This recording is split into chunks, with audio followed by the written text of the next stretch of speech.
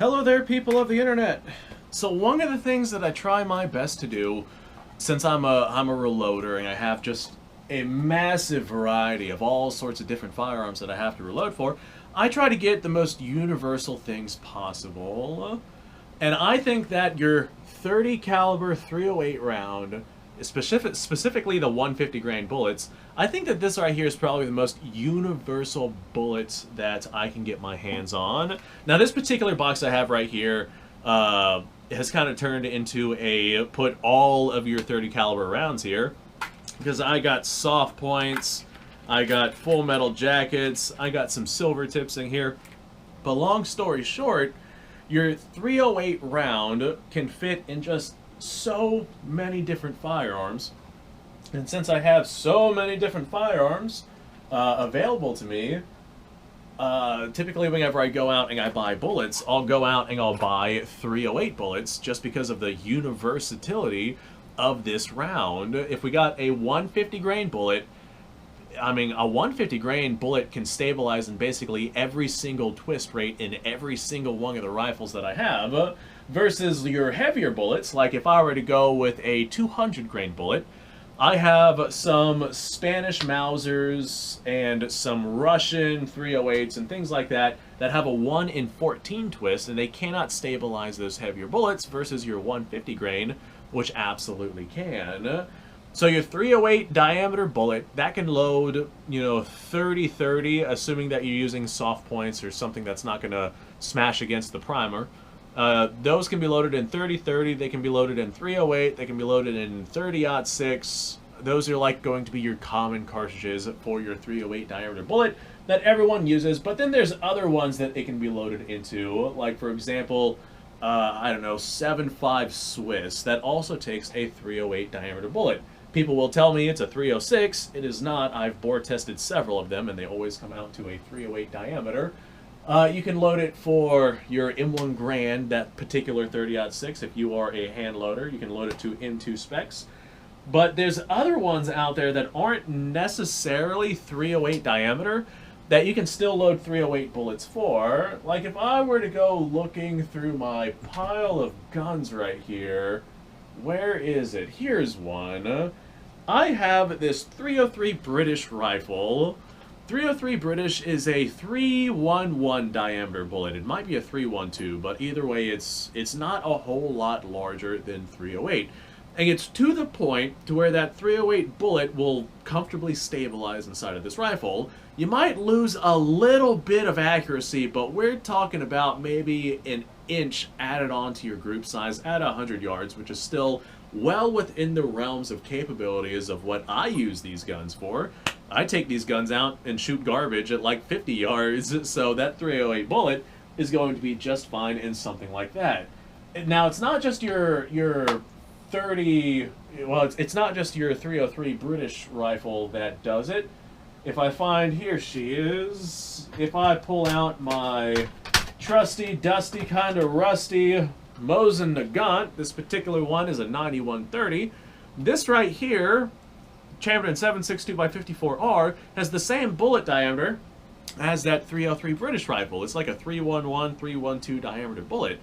And again, you can load 308 bullets inside of your 7.62x54R pretty gosh darn easily and get some pretty gosh darn good and effective accuracy out of these rifles out at some fairly decent distances. Now, if you're going to be touching out to say 500, 600, 700 yards and you want to get as much accuracy as possible, then you might want to use proper sized bullets, but I'm not doing that, and most people aren't doing that either. Even if we start looking at some of your rarer guns, and I think I have it somewhere in the gun safe, like your 7.7 Jap rifle. I make 7.7 Jap brass out of 30-06 brass. I just kind of use a sizing die and then I trim it and whatnot. But your 7.7 Jap, that also takes a 311 diameter bullet to load that rifle up. So I load those with 308 as well. As a matter of fact, I've done that a couple times, and I've actually noticed less of a loss of accuracy from your Japanese rifle than with your British and your Mosin. Now, I don't know what kind of rifling the Japanese use, but it seems to be quite effective whenever it comes to those 308 diameter bullets. I have two different Arasakas that I've tested this in. Let's see, what else? I have a Swiss straight pull 1889 rifle, which I think I have right here. Is that it? Haha. That is it. But the... Don't you scream at me. You stare right there. But the 1889 rifle is a 7.5 by 53.5 cartridge. I think that is the designation. And it also takes a 308 diameter bullet. Now these ones right here, there's some speculation that they are semi-smokeless cartridges. They are not. Bloke on the range debunked that. He went out and sourced himself some actual, like, time period correct ammunition for this rifle and shot the ammunition through this rifle, and it was, in fact, smokeless powder. There was no black powder involved. So if you don't believe me saying that, go watch some of his stuff, and he debunks that thoroughly. These right here are loaded to about the same specifications as 3040 Krag, so you don't want to load your 7.5 Swiss into this rifle, but bottom line is that these right here are also a 308 diameter bullet. So I can take those same 308 bullets that I got for all of my other things, and I can use it to load this this 7.5 by 53.5 ammunition. Now, there are some limitations, like if I were to grab an 8mm Mauser, of course 308's not going to work for that, because that's a 323 diameter bore, and that's just a little bit too big to be able to work in that platform. Like 308 to 323, that's a pretty significant sizable difference.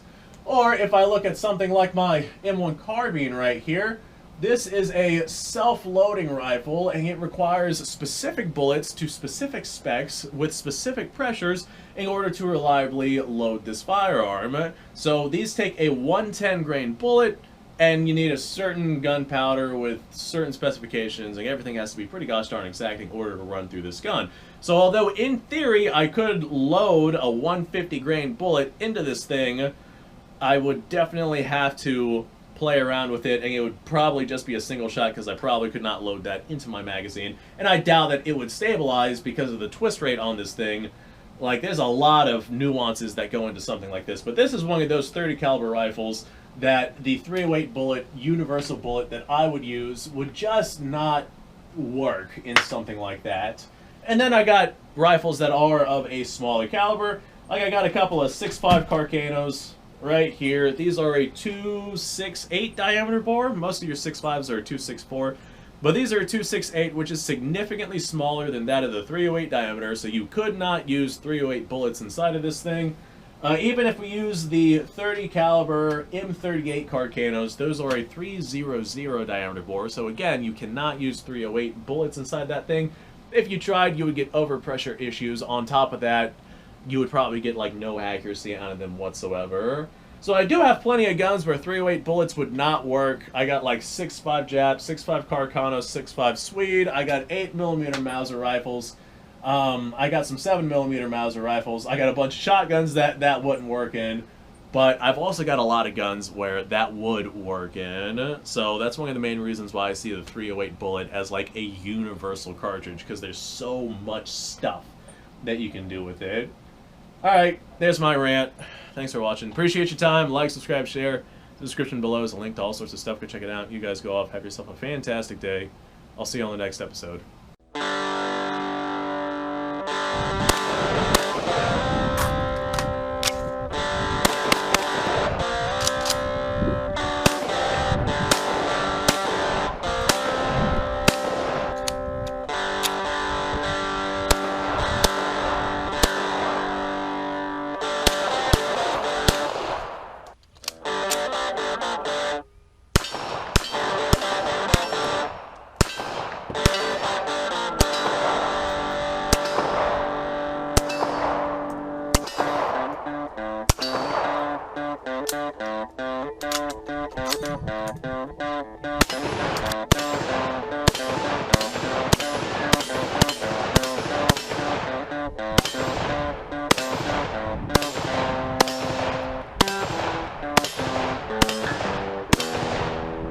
Been a little while since I've done this.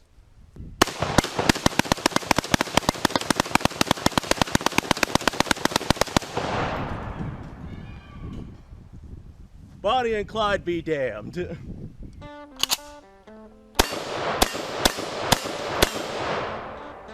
poor man's Garrett.